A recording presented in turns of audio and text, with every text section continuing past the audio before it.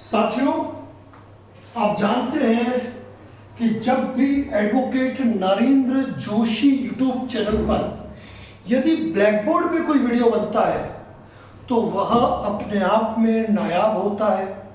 उसमें छोटी छोटी बातों की जानकारी दी जाती है, लेकिन वह जानकारियाँ आपके लिए बहुत ही ज़्यादा इम्पोर्टेंट होती है।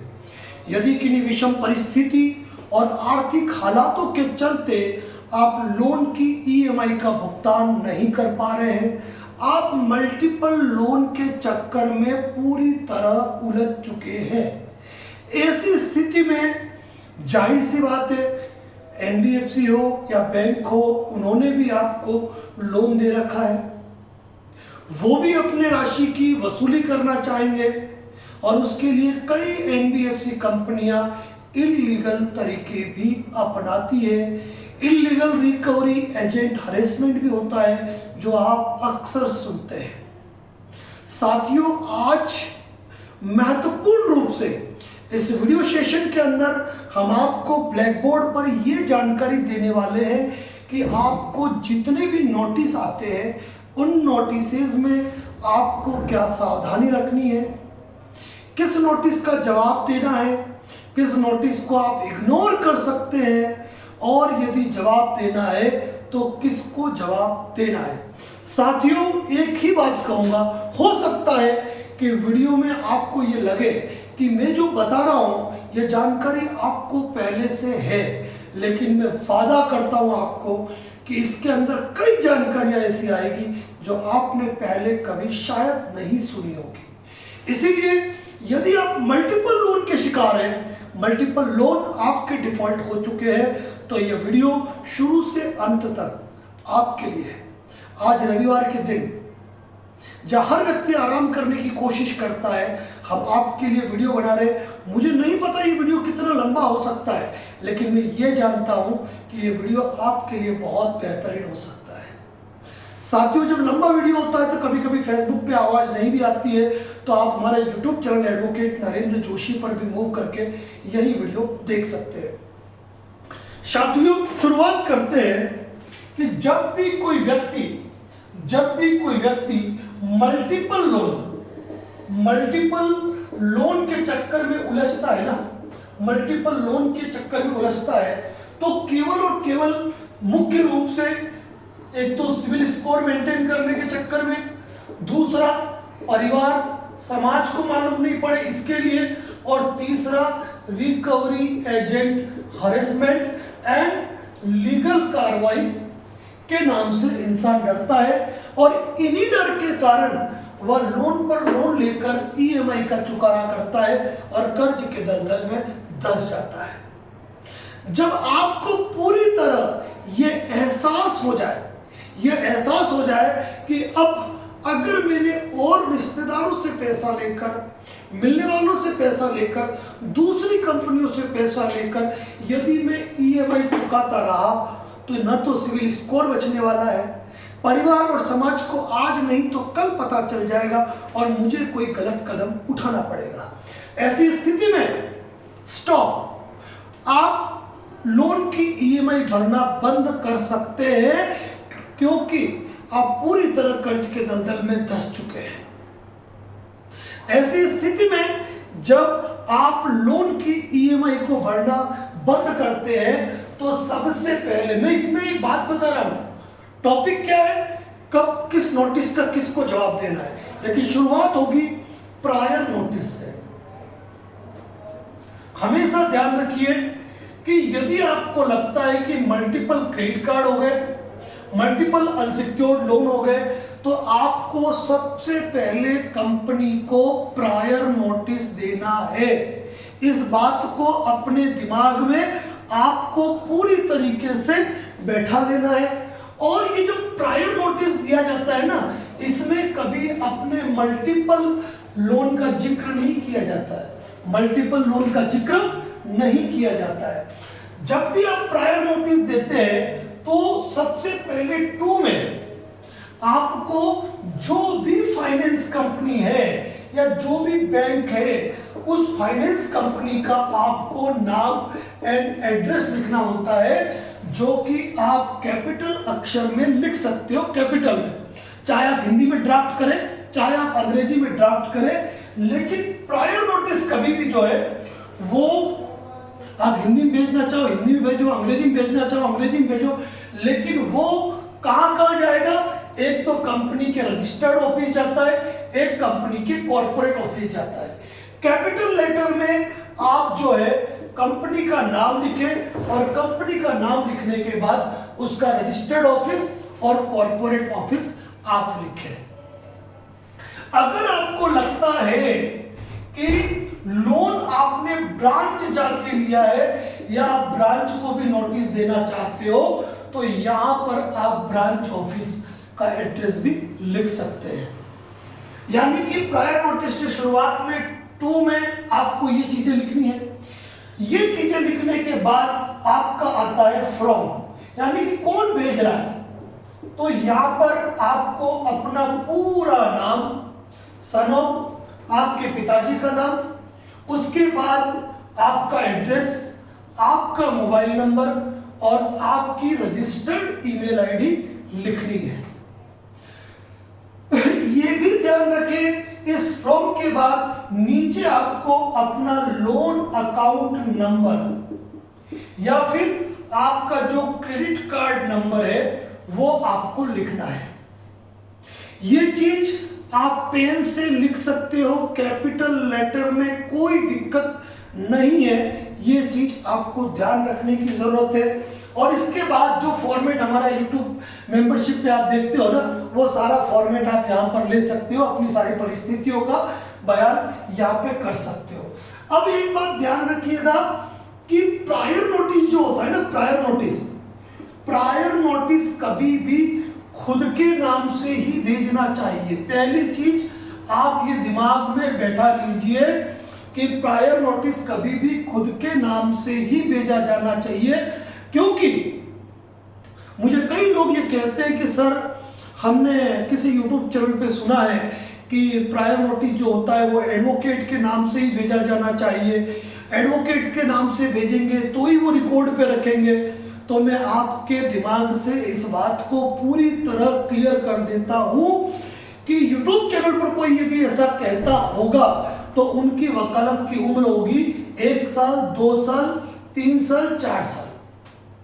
मैं अपने 12 वर्षों के अनुभव के साथ 7,000 लोन सेटलमेंट के एक्सपीरियंस पर बात कर रहा हूं। अब आप ये पूछ सकते हैं कि सर प्रायर नोटिस कभी भी एडवोकेट के नाम से क्यों भेजना चाहिए? तो इसका मैं आपको इसका भी कारण बता देता हूं ताकि आपके दिमाग में ये चीज हमेशा के लिए क्लियर हो जाए कि प्रायर नोटिस कभी भी एडवोकेट के नाम से ही क्यों भेजा जाना चाहिए। सबसे पहली बात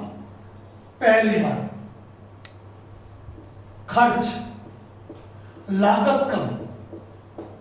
यानी कि अगर आप प्रायर नोटिस अपने नाम से भेजोगे तो उस पर खर्च लागत कम आएगी। यानी कि आप रजिस्टर्ड पोस्ट से भेजते हो किसी एक कंपनी को उसके रजिस्टर्ड ऑफिस और कॉर्पोरेट ऑफिस, तो आपका खर्चा होगा 52 रुपीज रजिस्टर्ड पोस्ट का। और भविष्य में भी आप चीजें सारी भेजोगे तो मामूली खर्चे में आपका काम निपटता है। पहली चीज तो यह ध्यान रखिए। दूसरी चीज, असल डॉक्यूमेंट खुद के पास। ये बहुत बड़ी चीज कह रहा हूं, असल डॉक्यूमेंट्स खुद के पास। यानी कि यदि आप किसी ऑनलाइन एडवोकेट को हायर करके यदि आप कोई प्रायर नोटिस भेजते हैं तो उसमें भले ही वो आपको पीडीएफ प्रोवाइड कर दे, लेकिन असल डॉक्यूमेंट क्या होता है, अगर किसी एडवोकेट ने भेजा, जैसे मैं भी भेजता हूं, ये मेरे सिग्नेचर, तो ये सिग्नेचर उस नोटिस पे होने चाहिए जो वकील साहब है, और उसकी कॉपी आपके पास होनी चाहिए। तो आप जब ऑनलाइन किसी को भेजोगे तो वो आपको स्कैन करके भेजेंगे। जब स्कैन करके भेजेंगे तो उनके नोटिस पे या तो उनके सिग्नेचर नहीं होंगे, और होंगे तो वो सिग्नेचर जो होंगे वो स्कैन सिग्नेचर होंगे जिसकी वर्थ 0 है। ध्यान रखिएगा, अक्सर एक बात आप देखते हो कि सिग्नेचर नॉट रिक्वायर्ड, ये लिखा होता है। तो सिग्नेचर नोट रिक्वायर्ड कब होता है? जब आप किसी चीज को इलेक्ट्रॉनिक फॉर्म में भेजो, यानी कि आप कोई नोटिस भेज रहे हो, खुद की ईमेल आईडी से खुद भेज रहे हो, सिग्नेचर नहीं करोगे चलेगा। लेकिन आपकी जगह कोई दूसरा व्यक्ति यदि आपका नोटिस भेज रहा है तो उसके सिग्नेचर भी चाहिए, और वो भी ओरिजिनल जो नोटिस होता है ना, उसकी एक कॉपी आपके पास होनी चाहिए। उसके अलावा जो ओरिजिनल डाक रसीद होती है, ओरिजिनल, फोटोकॉपी नहीं, वो ओरिजिनल डाक रसीद आपके पास होनी चाहिए, प्लस डिलीवरी रिपोर्ट। यानी कि अगर आपने नोटिस भेज दिया तो 8 दिन बाद आप इंडिया पोस्ट ट्रैकिंग करके जो डाक रसीद पे वो कंसाइनमेंट नंबर लिख के आप डिलीवरी रिपोर्ट निकाल सकते हो। तो ये चीज अपने को ध्यान रखनी है कि डिलीवरी रिपोर्ट। और कभी कभी क्या होता है कि कोई कंपनी नहीं लेती है, लौटा देती है, एड्रेस चेंज हो गया, तो बंद लिफाफा जो आएगा ना, वो आपके एड्रेस पे वापस आएगा। तो ये ओरिजिनल चीजें ही कल के बाद सबूत बनती है। इसीलिए यदि आपने किसी भी एडवोकेट के माध्यम से यदि कोई लीगल नोटिस सर्व किया है तो मेरा सजेशन रहेगा आज ही उनसे उनका सिग्नेचर किया हुआ ओरिजिनल नोटिस, ओरिजिनल डाक रसीद, डिलीवरी रिपोर्ट और रिटर्न लिफाफा मेल पे मत मंगवाइए, जरिए डाक अपने पास मंगवा लीजिए ताकि कल आपको दिक्कत नहीं आए। तो यहां पर क्या होता है, असल डॉक्यूमेंट खुद के पास होते हैं। अब चले जाते हैं तीसरे टॉपिक पे कि तीसरा फायदा क्या है। तो तीसरा फायदा भाइयों सबसे बड़ा इंपॉर्टेंट है। नोटिस का नाम सुनिए, प्रायर। प्रायर जिसको हम कहते हैं प्री लिटिगेशन। प्री लिटिगेशन का मतलब ये है कि हम प्रायर नोटिस दे रहे हैं, हम कोई कानूनी कार्रवाई नहीं कर रहे। कंपनी में भी जब आपका लोन डिफॉल्ट होता है ना, कंपनी खुद पहला नोटिस किसी वकील साहब के माध्यम से नहीं भेजती है, वो भी आपको मेल करती है, आपको खुद के कंपनी के लेटर हेड पर नोटिस भेजती है। तो ऐसी स्थिति में प्री लिटिगेशन नोटिस जो होता है ना, प्री लिटिगेशन नोटिस एडवोकेट के नाम पर नहीं भेजा जाना चाहिए, ये खुद के नाम से ही भेजा जाना चाहिए, ये याद रखें। चौथा फायदा, री रिप्लाई। यानी कि यदि आपने कोई नोटिस दिया, आपने कोई नोटिस दिया और उसका कोई जवाब आ गया, और जवाब अगर कानूनी तरीके पे आया है तो आपको इसका जवाब भी देना पड़ेगा। तो अगर आपने भेजा है तो इस नोटिस का जवाब भी आपके पास आएगा, और आप उसको री रिप्लाई करने की जरूरत है या नहीं वो आप समझ पाओगे। वकील साहब के पास जाएगा तो आपको पता ही नहीं लगेगा, और किसी भी वकील साहब के पास इतना काम होता है, कोई छोटी छोटी चीजें आपको नहीं बता सकते, ये चीज ध्यान रखिए। पांचवा फायदा बहुत ही इंपॉर्टेंट फायदा है, वो ये है कि पांचवें फायदे के अंदर आपके प्रायर नोटिस में क्या कंटेंट लिखा है, प्रायर नोटिस में क्या लिखा है आपको खुद को पता होता है।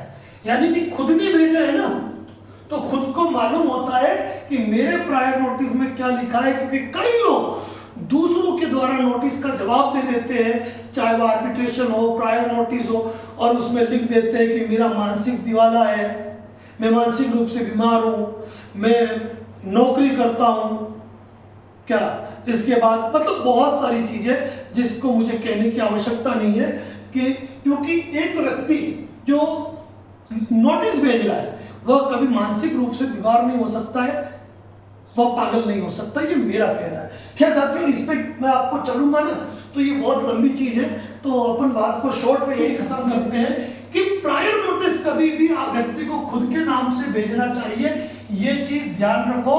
और अपने नोटिस में कभी भी ये शब्द मत आने दो कि मेरा दिमागी संतुलन ठीक नहीं है वगैरह वगैरह, ये चीजें अच्छी नहीं होती है, ये बात मान के चलना, क्योंकि दिमागी संतुलन खराब है तो आपको डॉक्टर साहब का ट्रीटमेंट लेना पड़ेगा और अपनी दवाइयां शो करनी पड़ेगी, ध्यान रखें आप। दूसरी बात, अब लोग कहते हैं कि सर फिर लोग ऐसा क्यों कहते हैं एडवोकेट के नाम से ही भेजना चाहिए, तो इस मामले में नो कमेंट्स करूंगा मैं, क्योंकि अगर आप हर नोटिस अगर मुझसे भिजवाना चाहते हैं और मेरे लेटर हेड पे चाहते हैं तो यकीनन सी बात है कि हर बार मुझे फीस दोगे, क्योंकि जैसे हम हमारी बात करें कॉल बुकिंग फैसिलिटी पे सारी सुविधा देते हैं, लेकिन वो सारी सुविधाएं आपके नाम से देते हैं ताकि आपकी मजबूती बनी रहे। साथियों, प्रायर नोटिस देने के बाद मैं अब इन चीजों पे नहीं आऊंगा कि इंटीमेशन लेटर क्या है। भाई प्रायर नोटिस दिया तो एक इंटीमेशन लेटर बनता है। जब भी कोई रिकवरी एजेंट आपके घर पे विजिट करता है ना, डायरेक्ट 2 कॉपी में उसको दे के कहते हो भाई इस पे साइन कर। 99.99% आज तक कोई रिकवरी एजेंट हिम्मत नहीं जुटा पाया है कि इस पे साइन करे। और ये रिकवरी एजेंट के लिए नहीं है, ये चाहे बैंक मैनेजर हो, ये चाहे जनरल मैनेजर हो, ये चाहे एरिया मैनेजर हो, ये चाहे कलेक्शन मैनेजर हो, ये चाहे तुर्रम खान हो, कोई भी हो, इंटीमेशन लेटर उन सभी लोगों के लिए होता है। साथ ही होता है एक WhatsApp notice for recovery agent. यदि कोई रिकवरी एजेंट यदि आपको फोन पर धमकाता है तो आपका इंटीमेशन लेटर के पहले व्हाट्सएप रिकवरी नोटिस का इस्तेमाल होगा। लेकिन खैर आज हमारी चर्चा इस मुद्दे पर नहीं है, माफी चाहूंगा, क्योंकि टॉपिक मुझे ये लेना जरूरी था कि यदि आपका मल्टीपल लोन हो चुका है ना, तो सबसे पहले आप प्रायर नोटिस भेजें। एक बात और ध्यान रख लीजिएगा साथियों, प्रायर नोटिस जो है ना, कभी भी प्रायर नोटिस कभी भी मेल नहीं करे। ये गलती कभी भी मत करना, कभी भी मत करना, ठीक है ना। प्रायर नोटिस कभी भी आपको जो है मेल नहीं करना है। कई लोग ये गलती करते हैं, तो मैं स्पष्ट रूप से आपको सजेशन दूंगा कि कभी भी प्रायर नोटिस पे मेल नहीं करना है। अब इसके बाद कौन कौन से नोटिस आते हैं, उन सारे नोटिस की चर्चा कर रहा हूं और कहां क्या जवाब देना है उसकी चर्चा भी कर रहा हूं। सबसे पहले तो मैं बताऊंगा, सबसे पहले फर्जी नोटिस, ठीक है, ये आता ही आता है, मान के चलना। फिर आता है उनका pre litigation notice. Pre litigation notice, pre litigation notice के बाद उनका आता है लोन रिकॉल नोटिस। यहां पे 2 ले लेते हैं, एक लोन डिमांड नोटिस, इसके साथ आता है इंटीमेशन नोटिस, इसके साथ आता है इनका सेक्शन 25 के साथ में 138 लेता हूं ये नोटिस, इसके साथ आता है इनका क्रिमिनल नोटिस, क्रिमिनल नोटिस, और इसके साथ इनका आता है आर्बिट्रेशन नोटिस, और एक और रेगा में नीचे लिख रहा हूं वो आ रहा है सिविल नोटिस।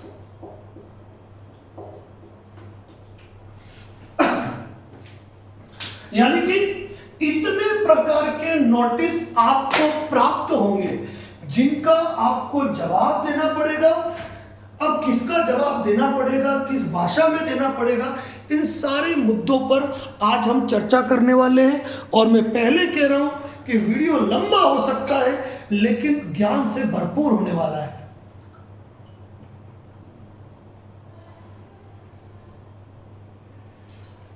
अब अपने को समझना है कि आखिर कौन से नोटिस है। तो सबसे पहले मैं बताऊंगा आपको फर्जी नोटिस के बारे में।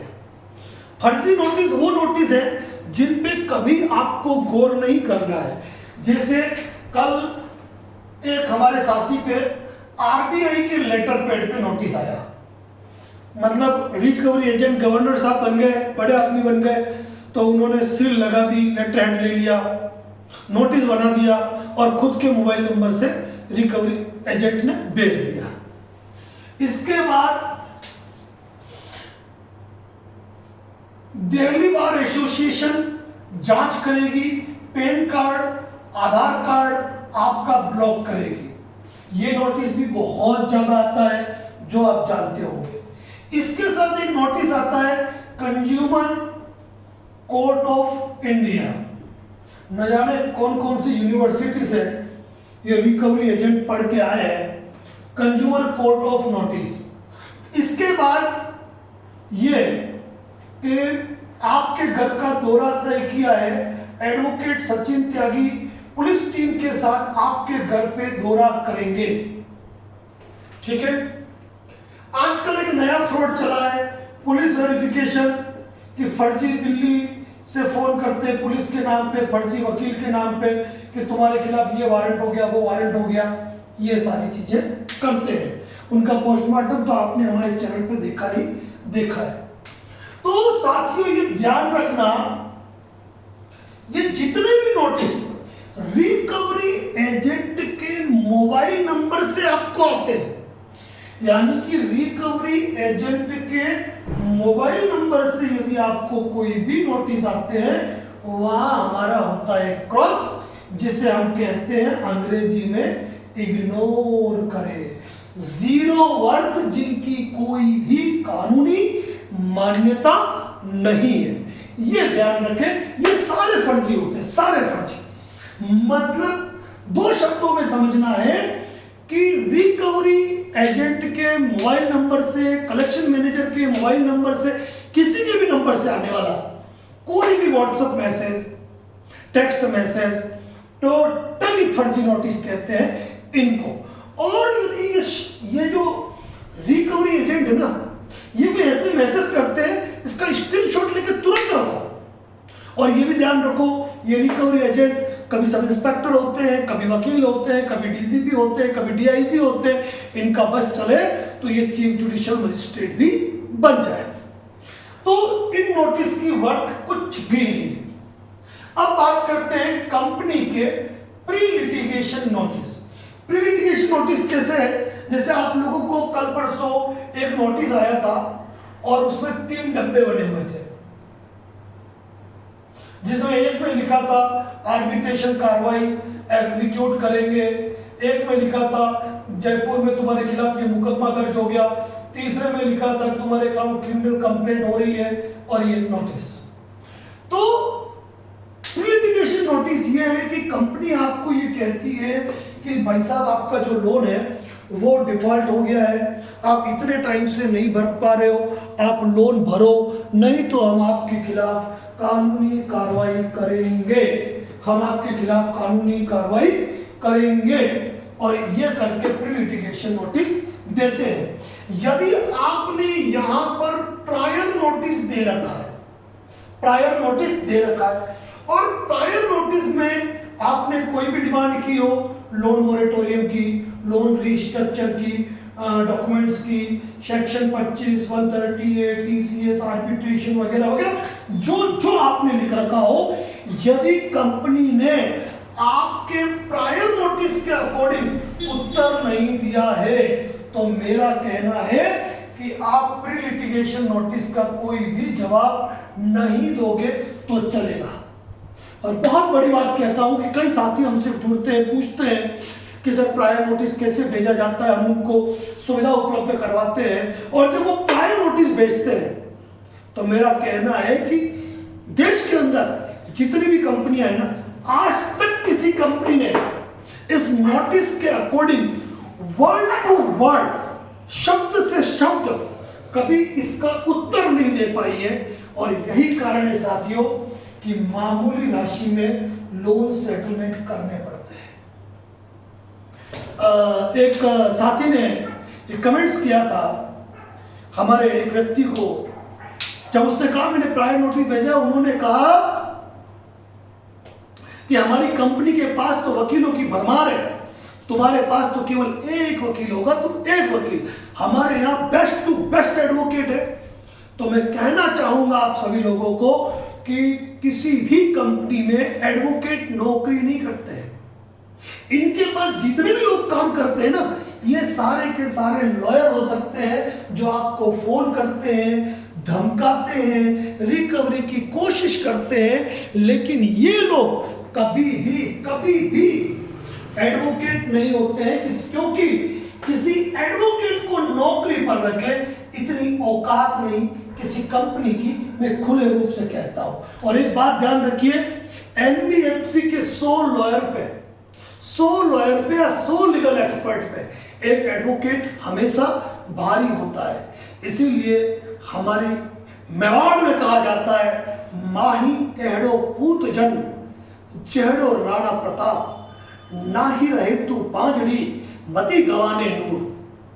दावे के साथ कहता हूं मैं, दावे के साथ। और एक श्रीमान ने कमेंट्स किया था, तो मैंने कहा था उनको कि तुम्हारी कंपनी का जो सबसे बेस्ट लीगल एक्सपर्ट हो ना, उसको कानून की सारी किताबें पकड़ा के कभी फोन करवा देना, कानून की सारा उनको क्या क्या मतलब लीगल इलीगल क्या है पूरा पोस्टमार्टम करना हम अच्छी तरीके से जानते हैं। तो साथियों ये होता है प्री लिटिगेशन नोटिस कि हम आपके खिलाफ कार्रवाई वगैरह करेंगे। तो अगर आपने प्रायर नोटिस दिया है, खुद के नाम से दिया है और आपने तमाम उन तथ्यों का जिक्र किया है जो हम ऑलरेडी ये जो प्री लिटिगेशन में लिखते हैं ना, उन सब का बचाव ऑलरेडी प्रायर नोटिस में होता है। ऐसा प्रायर नोटिस होना चाहिए। मैं माफी चाहता हूं कि एक लंबे समय से मैं कह रहा हूं यूट्यूब चैनल मेंबरशिप पे मैं प्रायर नोटिस अपडेट करने वाला हूं, कर नहीं पाया, उस समय मिला नहीं है, लेकिन इट्स माय फाइनल कमिटमेंट, ये मेरा अंतिम वादा है आपसे कि इस जून महीने में जितने भी प्रकार के नोटिसेज है और उनमें जो हमने आमूल चूल परिवर्तन किए हैं वो सारे मेंबरशिप चैनल पे हम पोस्ट करेंगे इसी प्रकार बनाते हुए। और साथियों एक बात ध्यान रखना, भले ही मैं टॉपिक बात कर रहा हूं, लेकिन सबसे पहले प्रायर नोटिस की बात क्यों की? क्योंकि वो प्रायर नोटिस हमारे तुनीर का वाहन नहीं, हमारा ब्रह्मास्त्र है, ये ध्यान रखिएगा। अब साथियों बात करते हैं दो नोटिस की, लोन रिकॉल नोटिस और लोन डिमांड नोटिस। साथियों कभी कभी इस नोटिस के साथ एक वर्ड लिखा होता है डिमांड नोटिस। थोड़ा सा इस नोटिस पे गौर करने की जरूरत है कि यह कानून के किन प्रावधानों के तहत दिया गया है। Loan recall notice, loan demand notice एक फॉर्मल नोटिस है, लेकिन अगर ये डिमांड नोटिस का रूप कन्वर्ट करता है एंड इसके अंदर सेक्शन 21 आर्बिट्रेशन एक्ट की भाषा या फिर section 25 the payment and settlement act की भाषा या फिर क्रिमिनल कंप्लेंट की भाषा या फिर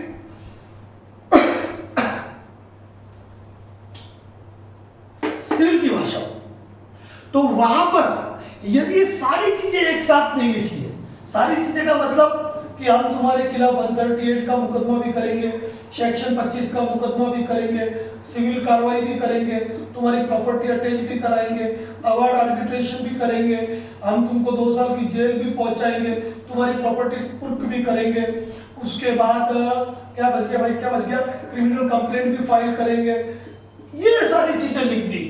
और इतनी सारी चीजें अगर एक नोटिस में लिखी है तो इसकी भी कानूनी मान्यता शून्य है, बिल्कुल शून्य है, ये ध्यान रखना है आपको। लेकिन अगर स्पेसिफिक किसी एक लॉस के अंदर, एक सेक्शन के अंदर अगर ये नोटिस दिया है तो यहां पे आपको इसका जवाब देना ही देना है। और यहां पर मैं कह सकता हूं अगर ये नोटिस मेल से आए तो मेल से जवाब दे दो, रजिस्टर्ड पोस्ट से आए तो रजिस्टर्ड पोस्ट से जवाब दे दो। लास्ट में ये बताऊंगा कब देना है, किसको देना है और कैसे देना है, इन 3 मुद्दों पे चर्चा करनी मेरी बाकी है। तो loan recall notice, loan demand notice का कोई मतलब नहीं है। और ये इंटीमेशन लेटर भी जो है ना, इंटीमेशन नोटिस, ये भी इसका जुड़वा भाई है, कोई अलग चीज नहीं है, कोई अलग चीज नहीं है। अब बात करते हैं सेक्शन 25 और 138 एनआई एक्ट का नोटिस। आपने देखा होगा एडवोकेट ममता, सॉरी फर्जी वाली जो रिकवरी कॉल करती है, एडवोकेट ममता बहुत कहती है कि सेक्शन 138 के अंदर हमने 156(3) की कार्रवाई कर दी है, 45 मिनट में पुलिस आपके घर आने वाली है, तो कनपटे पे 2 खींच के मार देना फोन के ऊपर ही उसको, ठीक है ना। ध्यान ये रखना कि सेक्शन 25 रीड विथ 138 कहा जाता है, यानी कि आपके महीने की अगर ईएमआई बाउंस हो गई है तो ईएमआई बाउंस होने की स्थिति में आपको सेक्शन 25 का नोटिस भेजा जाता है। लेकिन उसके साथ 138 इसलिए लिखा जाता है क्योंकि सेक्शन 25 को 138 के साथ रीड किया जाता है। 138 के जो नॉर्म्स है वह सेक्शन 25 पर अप्लाई है, ध्यान रखें, सेक्शन 25 पर अप्लाई है। अब 138 स्पेशली कब होगा, जब आपने कंपनी को चेक दे रखे हैं तो ही आपके ऊपर 138 होता है, और यहां प्रायर नोटिस में आप अपने चेकों का डिफेंस ले सकते हो। कई बुद्धिजीवी व्यक्ति कहते हैं कि सेक्शन 25 के नोटिस का कोई रिप्लाई नहीं होता है, सेक्शन 25 के नोटिस का कोई रिप्लाई नहीं होता है। मैं उन लोगों को कहना चाहता हूं कि सेक्शन 25 के नोटिस का वो रिप्लाई होता है कि एनबीएफसी कंपनियां लटक भी जाए ना तो कुछ नहीं कर पाए, क्योंकि हमने 7 जून को जो महाअभियान चलाया था वो महाअभियान इसी मकसद से चलाया था। और सेक्शन 25 के नोटिस का जब हम जवाब देते हैं ना, उसमें कंपनियों को नानी याद आ जाती है, सावधानी याद आ जाती है। क्यों? अगर फर्जीवाड़ा किया है तो। और सेक्शन 25 में बहुत सारे बचाव के बिंदु है जो आप हमारे मेंबरशिप चैनल पे देख सकते हो। जो अपडेटेड नोटिस आएगा, अपडेटेड नोटिस बहुत जरूरी है, मुझे लाना बहुत जरूरी है, क्योंकि लंबे समय से मैं उसमें कोई वर्क नहीं कर पाया। तो सेक्शन 25 का नोटिस आता है तो आपको जवाब देना है। सेक्शन 25 के नोटिस में भी आपको एक बात बहुत ध्यान रखने की जरूरत है, और वो ये है कि सेक्शन पहली ही अगर आपकी ईएमआई बाउंस हो गई ना, उस पर कोई सेक्शन 25 का मुकदमा नहीं होता है, ये ध्यान रख लेना। दूसरे पे भी मैं कहता हूं 99% चांस नहीं है कि कोई कार्रवाई हो, लेकिन अगर तीसरी ईएमआई बाउंस हुई है तो कंपनी जरूर आपके सेक्शन 25 का मुकदमा आपके ऊपर करती है और आपको नोटिस भेजती है। 99% इन मामलों में कहना चाहूंगा कि सेक्शन 25 की आपके ऊपर कार्रवाई तभी और तभी होगी जब आपको रजिस्टर्ड पोस्ट से कोई नोटिस आया है। लेकिन कई बार हमारे एड्रेसेस चेंज हो जाते हैं, हमको मालूम नहीं कि रजिस्टर्ड पोस्ट से कोई लेटर आया कि नहीं आया।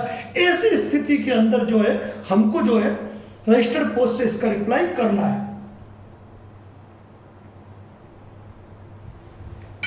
अब साथियों बात यह आ जाती है कि सेक्शन 25 के नोटिस का हमको जवाब, मतलब सेक्शन 25 के नोटिस का आपको जवाब देना ही देना है, और सेक्शन 138 एनआई एक्ट के नोटिस का भी आपको जवाब देना ही देना है।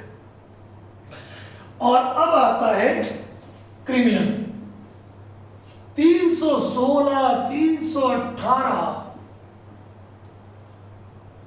भारतीय न्याय संहिता। इसका जो हमारा जवाब है, इसमें हमने 10 से 12 जजमेंट टाइप कर रखे। माननीय सर्वोच्च न्यायालय ने भी कहा है कि किन विषम परिस्थिति और आर्थिक हालातों के चलते यदि आप लोन रीपे नहीं कर पाते तो ये कोई अपराध नहीं है, ये कोई अपराध नहीं है। बावजूद विधि और क्षेत्राधिकार का दुरुपयोग करके, कानून की सरेआम अवहेलना करके कुछ एनबीएफसी कंपनियां हजारों किलोमीटर दूर मुकदमे दर्ज करा रही है। 7 जून महाअभियान में 1050 साथियों ने हमें अपना अतुलनीय योगदान दिया, जिस पर अब कार्रवाई हो सकता है शुरू हो। कई लोगों ने तो किया ही नहीं, क्योंकि सब दूध का लोटा भर के ला रहे थे, मैं खाली लोटा लेके जाऊंगा तो चलेगा। तो यहां पर भी आप क्रिमिनल कंप्लेंट का यदि आपको नोटिस आया है तो आपको इसका भी रिप्लाई देना चाहिए, ये ध्यान रखना है। गलती नहीं करनी है जवाब नहीं देने की, क्योंकि जवाब ही बचाव है। उसके बाद आता है आर्बिट्रेशन, ठीक है। तो आर्बिट्रेशन का नोटिस जो है ना, चाहे मेल से आए, चाहे रजिस्टर्ड पोस्ट से आए, चाहे मैसेज में इनबॉक्स में आए, चाहे मेल में स्पैम फोल्डर में आए, आपको इसका जवाब देने में कभी भी कोई कोताही नहीं बरतनी है। क्योंकि सबसे खतरनाक नोटिस अगर मैं कहूं तो आर्बिट्रेटर का होता है, क्योंकि कानून तो आपको पूरा अवसर देगा आपको अपना बचाव रखने का। कानून तो आपको पूरा अवसर देगा कि आप अपना बचाव कर पाए, लेकिन आर्बिट्रेटर, अब मुझे कहने की आवश्यकता नहीं है, कानून के नाम पर कुछ आर्बिट्रेटर जो है ना खेला कर रहे, खेला केवल अपनी फीस के लिए। जो नए साथी है ना, अगर उन्होंने हमारे वो वीडियो नहीं देखे, कौन से वाले वीडियो, मैं आर्बिट्रेटर हूं, मैं रिकवरी एजेंट हूं, मैं एनबीएफसी हूं, वो वीडियो जरूर देख लेना, आंखें खोल देगी, विश्वास है हमारा। तो आर्बिट्रेटर पे भी अपने को जवाब देना है। अब बच्ची सिविल नोटिस। सिविल नोटिस में क्या होता है, ये जो अक्सर ये नोटिस देती है बैंक्स, जो भी बैंक होती है वो नोटिस देती है कि हम कोर्ट में सिविल कार्रवाई करेंगे और सिविल कार्रवाई करके राशि की रिकवरी करेंगे। तो ये जनरली बैंक कर सकती है अगर ये मुकदमा फाइल करना चाहे, लेकिन अनसिक्योर्ड लोन के अंदर बैंक लगभग सिविल कार्रवाइयां नहीं करती है। एनबीएफसी तो एनबीएफसी का तो 1% भी चांस नहीं है कि ये कार्रवाई करे। तो साथियों इतने प्रकार के नोटिस आपको आते हैं, और इनके अलावा यदि और कोई नोटिस आ रहा है, अनसिक्योर्ड लोन की बात कर रहा हूं, ये मत कहना सर सरफेसिंग ये नाम नहीं लिए, मैं केवल अनसिक्योर्ड की बात कर रहा हूं। तो इन लोन के अलावा, इन नोटिसों के अलावा और कोई नोटिस मेरे ध्यान में नहीं है। बाकी तो दुनिया भर के बनाते हैं जिनकी कानूनी मान्यता बिल्कुल ही जीरो है। तो अब हम बात करेंगे कि ये सारे जो नोटिस आते हैं इनका जवाब कैसे, किस माध्यम से दिया जाता है और किसको दिया जाता है, ये इंपॉर्टेंट टॉपिक है, ध्यान रखिएगा। देखो फर्जी नोटिस पे कोई जवाब नहीं देना है, इसकी तो चाहो तो कंप्लेंट कर सकते हो। प्रायर नोटिस दिया है तो pre litigation, loan recall notice, loan demand notice, क्योंकि आपका नोटिस स्टैंड है, कंपनी ने उस पर कोई कार्रवाई नहीं की, तो आपको loan recall notice, intimation letter वगैरह किसी पे गौर नहीं करना है। अब हमारे पास बचे ये मुख्य सिविल नोटिस। मैंने बता दिया कि कंपनियां लगभग सिविल की कार्रवाई नहीं करती है क्योंकि इसमें लगती है कोर्ट फीस। अब हमारे सामने मुख्य मुद्दे की बातें रही ये 3 नोटिस, सेक्शन 25(1)38 क्रिमिनल और आर्बिट्रेशन, ये 3 ही ऐसे मैटर है जो आपको प्रभावित करते हैं, इसीलिए केवल इन 3 मुद्दों की बात करूंगा।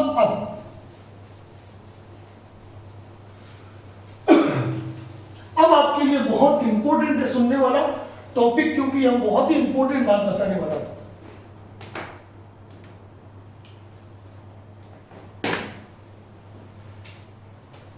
कभी आपने सोचा कि लगातार 1-1 घंटा बोलता हूं मैं, इतनी एनर्जी कहां से लाता हूं? कभी सोचा आपने? ये एनर्जी आती है आपके कमेंट से, उन कमेंट से जिनका मैं जवाब भी नहीं दे पाता हूं, लेकिन पढ़ता जरूर हूं, क्योंकि ये मोहब्बत दी है आप तमाम साथियों ने कि एडवोकेट नरेंद्र जोशी पर जितने अच्छे कमेंट्स हैं किसी चैनल पे नहीं मिलेंगे, और ये प्राउड है मुझे आप सभी पे। अब साथियों मुद्दे की बात, फिर वही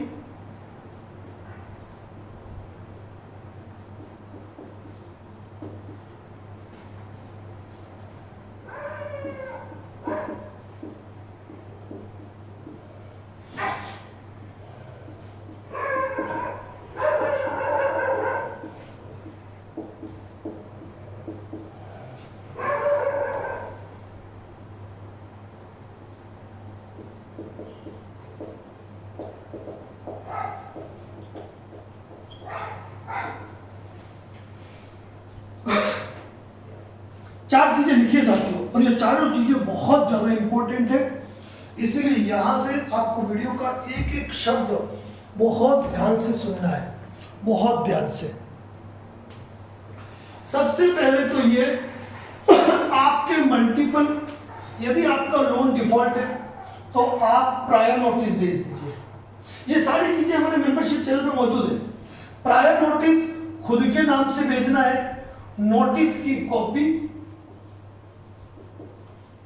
डाक रसीद, और 8-10 दिन बाद इंडिया पोस्ट ट्रैक करके डिलीवरी रिपोर्ट निकाल के रख लेनी है।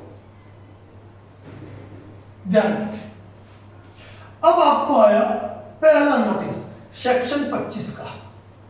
सबसे पहले ध्यान रखना कि प्रायर नोटिस केवल और केवल रजिस्टर्ड पोस्ट से, खुद के नाम से,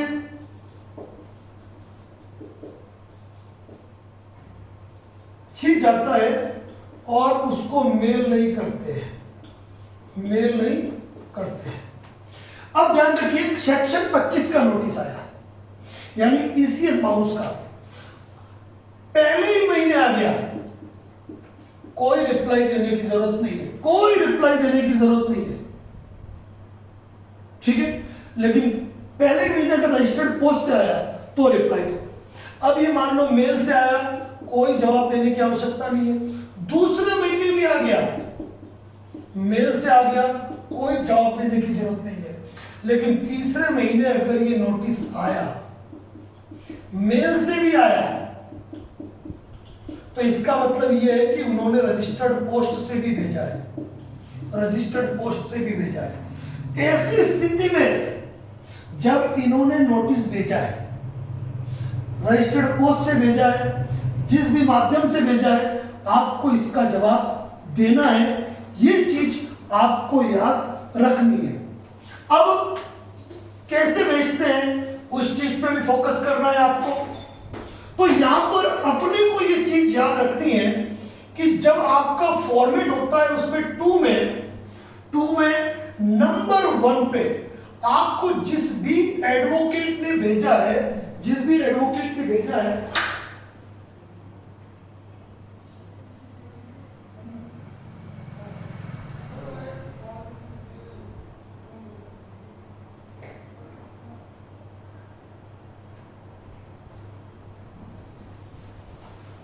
तो ये है कि सेक्शन 25 में जिस भी एडवोकेट ने भेजा है उस एडवोकेट का नाम लिखो, उनके लेटर हेड पे उनका जो भी एड्रेस है वो एड्रेस लिखो।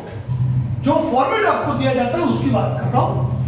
2 नंबर पे आपको जो कंपनी है या बैंक है उसका नाम और एड्रेस लिखो। और ये जरूर ध्यान रखना, एड्रेस कंपनी का वही लिखना है जो उस नोटिस में दिया हुआ है।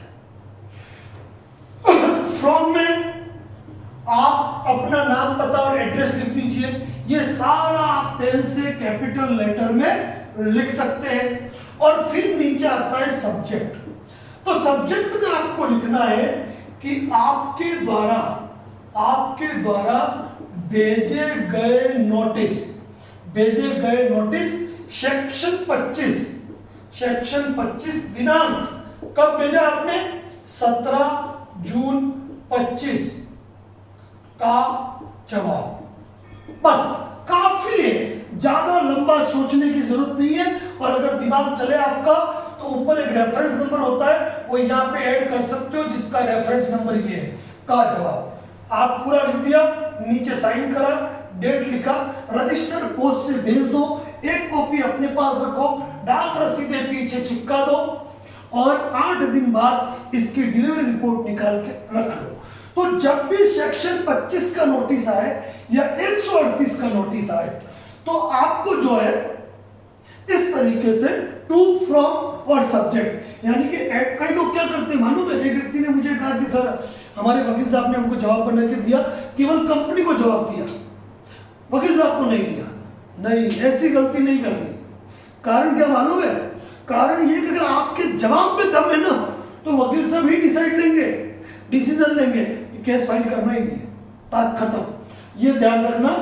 तो जब सेक्शन 25 या 138 का नोटिस आए तो आपको ये चीजें ध्यान रखनी है। और कोई लीगल फर्म अगर नोटिस भेजती है तो नंबर 1 पे लीगल फर्म का नाम लिखना। कई बार क्या होता है, जो नोटिस आता है ना, अब जैसे यहाँ पे लिख दिया एडवोकेट नरेंद्र जोशी, यहाँ पे मेरे एडवोकेट का मोनो हो गया।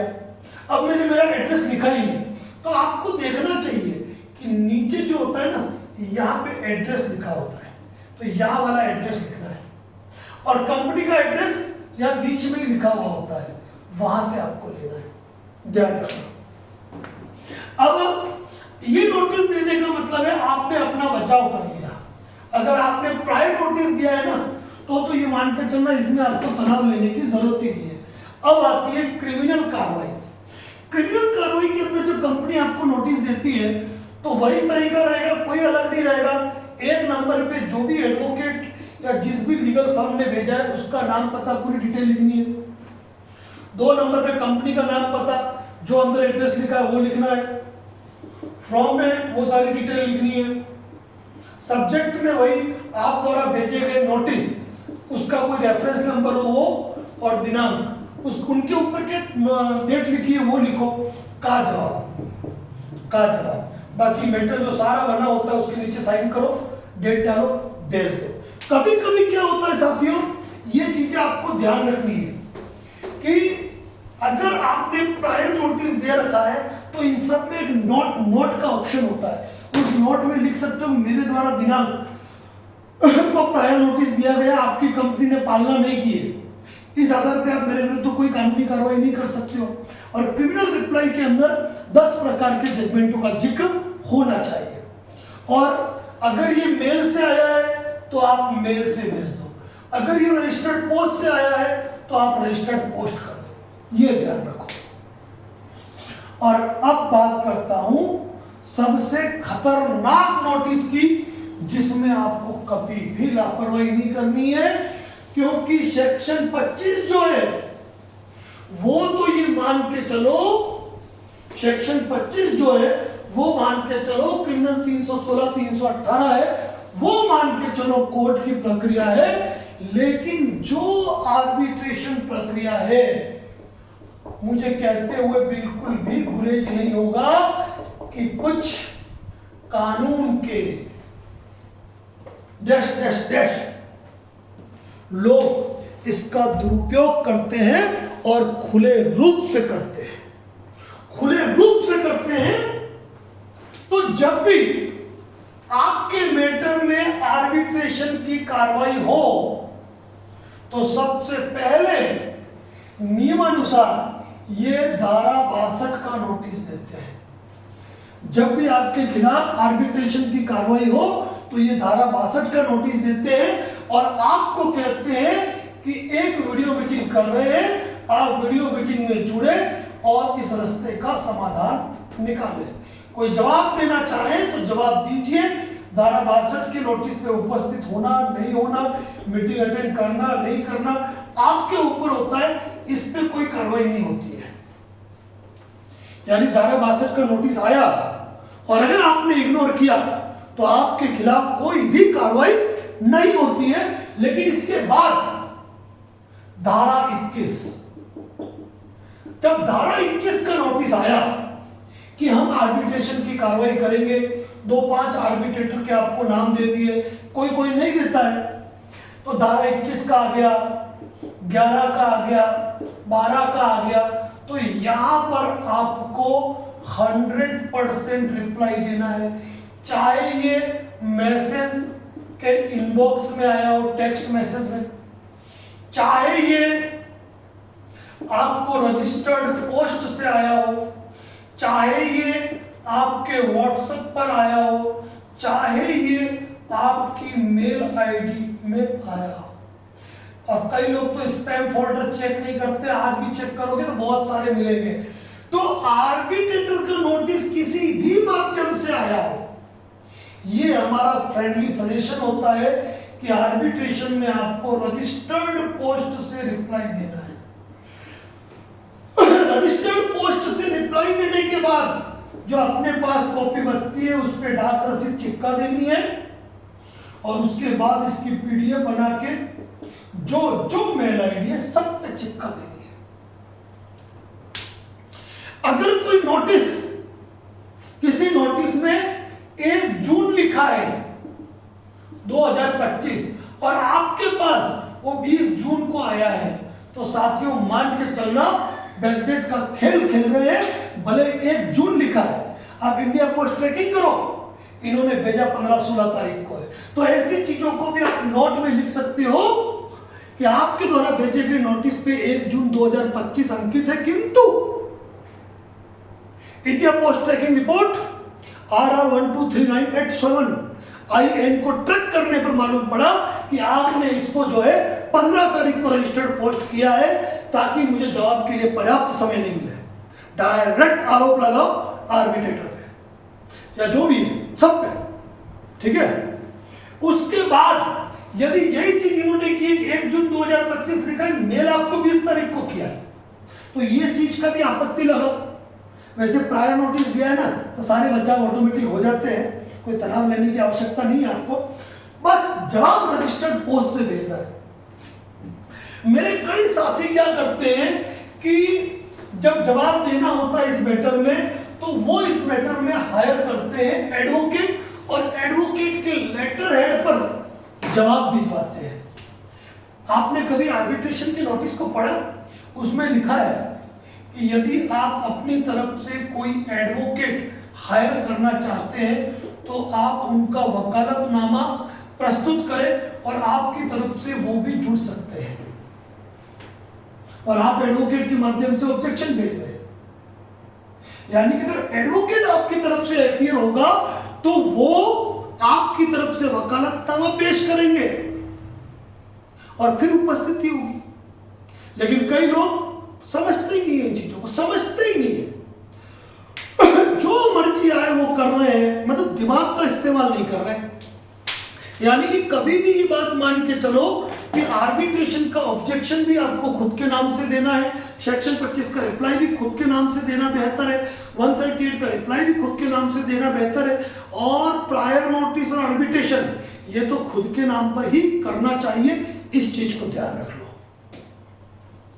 अब हम लोग अक्सर क्या गलती करते हैं वो देखो। एक व्यक्ति ने मुझे अवार्ड भेजा कि सर मेरे वकील साहब ने मुझे जवाब बना के भेजा, मैंने खुद ने भेज दिया मेरे नाम से, फिर भी अवार्ड कैसे हो गया मुझे ये समझ में नहीं आया। मैंने कहा भेजो, तो उसने मुझे 1 पेज का जवाब भेजा।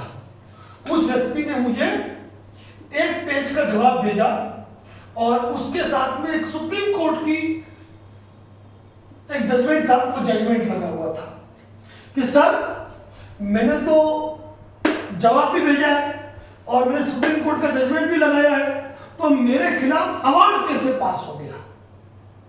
मैंने कहा देखो अवार्ड हो गया वो तो कोई दिक्कत नहीं है, कई बार कंपनियां ऐसा करती है कि आप लगातार ऑब्जेक्शन देते जाओ फिर भी आपका अवार्ड पास कर देती है।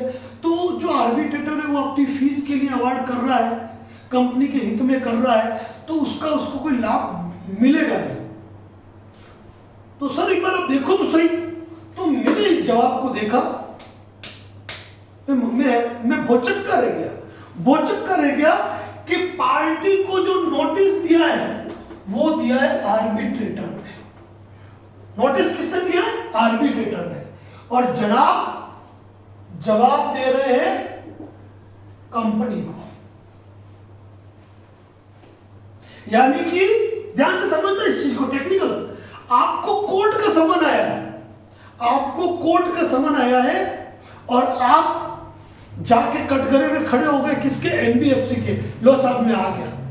अरे भाई थोड़ा दिमाग का इस्तेमाल करो। कभी भी आपको जो नोटिस आता है ना, तो जिसने नोटिस भेजा 1 नंबर पे आपको उसको ही जवाब देना है। जब कंपनी ने प्री आर्बिट्रेशन का नोटिस भेजा, सेक्शन 21 का भेजा, अगर सेक्शन 21 का कंपनी ने भेजा तो कंपनी को जवाब जाएगा। एडवोकेट ने भेजा, मैं इस चीज को टेक्निकली समझाता हूं, समझना। ये समझने वाली बातें बहुत ही इंपॉर्टेंट टॉपिक है। हो सकता है इतना समय नहीं तो आपकी बात है, इतना लंबा वीडियो देखो। भाई आपको नोटिस आया तो सबसे पहले आपको ये देखना ये नोटिस है, ठीक है। इस नोटिस के ऊपर आपको किसने भेजा है? किसी एडवोकेट ने भेजा है। इसने क्या किया है? किसी आर्बिट्रेटर ट्रिब्यूनल को भेजा है, ठीक है। नीचे फ्रॉम में आप एक कॉपी आपको भेजिए और एक कंपनी को भेजिए। ऐसा नोटिस आया तो फिर आपको 2 में क्या करना है? 1 नंबर पे इन महाशय का नाम लिखना है, ये जो एडवोकेट्स हैं जिन्होंने भेजा है। 2 नंबर पे इस आर्बिट्रेटर ट्रिब्यूनल का नाम लिखना है। 3 नंबर पे कंपनी का नाम लिखना है और इन तीनों को जवाब भेजना है। लेकिन जब आपको आर्बिट्रेटर ने नोटिस भेजा है, यानी कि यहां पे ये एडवोकेट इन कंपनी की तरफ से अपॉइंट है जो किसी आर्बिट्रेटर ट्रिब्यूनल को अपॉइंट कर रहा है, और आर्बिट्रेटर ट्रिब्यूनल किसी आर्बिट्रेटर को अपॉइंट करेगा। तो ऐसी स्थिति में हमको 1, 2, 3 जनों को लिखना ही देना है। लेकिन यदि किसी आर्बिट्रेटर ट्रिब्यूनल ने आपको नोटिस भेजा है और उसमें आर्बिट्रेटर का नाम भी लिखा है, तो आप आर्बिट्रेटर ट्रिब्यूनल को भेजो और आर्बिट्रेटर को भेजो, कंपनी को नहीं भी भेजोगे तो चलेगा। कई आर्बिट्रेटर अपने पते पर नहीं रहते हैं, तो मैंने बता रखा है क्या करना है, आपको तनाव लेना ही नहीं साथियों। और एक बात ध्यान रखना, यदि आपने कानूनी तरीके से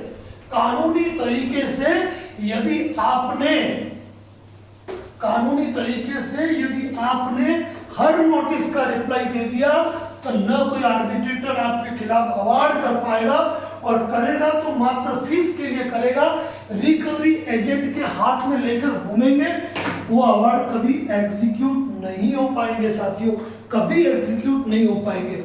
इसीलिए इन चीजों को आपको समझने की बहुत ही ज्यादा जरूरत है कि अब मैं आपको बता देता हूं वापस मुद्दे की बात।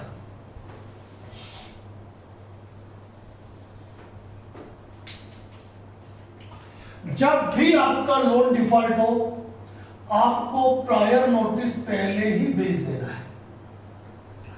उसके बाद आपको अपना intimation letter for recovery agent तैयार करना है। तीसरा, आपको रिकवरी एजेंट नोटिस भी तैयार करना है। चौथा, एक रिकवरी कंप्लेंट भी आपके दिमाग में होनी चाहिए कि जब भी कोई रिकवरी एजेंट कुछ करेगा तो हम कंप्लेंट करेंगे। कई बार आपके अकाउंट में इल्लीगल फंडिंग होती है, इल्लीगल फंडिंग की कंप्लेंट भी आपके पास होनी चाहिए। इसके बाद यदि कंपनी आपके खिलाफ सेक्शन 25 की कार्रवाई करती है, तो सेक्शन 25 का नोटिस का जवाब भी आपको देना है। कंपनी यदि 138 NI एक्ट का नोटिस भेजती है, तो आपको इसका भी जवाब देना है। कंपनी आपको यदि loan recall notice, loan demand notice भेजती है, तो ये एक्सपर्ट एडवोकेट की नजरों का खेल है कि loan recall notice, loan demand notice और इंटीमेशन नोटिस, इनका जवाब देना है या नहीं देना है, वो देख के आपको गाइड किया जाता है। इसके बाद कंपनी जब भी आर्बिट्रेशन के टोटल नोटिस भेजती है 5 प्रकार के, आर्बिट्रेशन के 11, 12 में भी आर्बिट्रेशन, 13, 14, 15 पे भी, ये भी आर्बिट्रेशन, ये भी आर्बिट्रेशन, ये भी आर्बिट्रेशन, 4-5 बार आपको आर्बिट्रेशन के नाम पर परेशान करेगी, तब आपको अपने आर्बिट्रेशन नोटिस का भी जवाब देना है। सबसे बड़ी बात, कब किस माह में हमको सेटलमेंट करना है, उसके हिसाब से हमें अपना लेटर भी ड्राफ्ट करना चाहिए। साथियों, ये सारा खजाना एडवोकेट नरेंद्र जोशी के साथ जुड़ने पर आपको स्वतः मिल जाता है, कहीं तनाव लेने की जरूरत नहीं है। और यदि अपने को लगता है कि नहीं सर, हम इन चीजों को खुद करना चाहते हैं, खुद सीखना चाहते हैं, तो आपके पास 2 विकल्प है। या तो आप advocate Narendra Joshi YouTube channel की मेंबरशिप ले लीजिए, या फिर चले जाइए आप हमारे फेसबुक पेज का सब्सक्रिप्शन ले लीजिए। यहाँ पर आपको ढेरों सेटलमेंट लेटर मिलेंगे, जहां पर जो लोन है उन सब के सेटलमेंट आ जाएंगे कि किस तरीके से लोन के सेटलमेंट होते हैं और कितने कम अमाउंट में होते हैं। साथियों, वीडियो लंबा जरूर है, लेकिन एक बहुत बड़ी उम्मीद है कि इस वीडियो से आपको कुछ सीखने मिला होगा। और एक बात मैं आपको बहुत ही इंपॉर्टेंट रूप से कहना चाहूंगा कि किन्हीं विषम परिस्थिति और आर्थिक हालातों के चलते यदि आप लोन डिफॉल्ट के शिकार है ना, तो चिंता आपको बिल्कुल भी नहीं करनी है।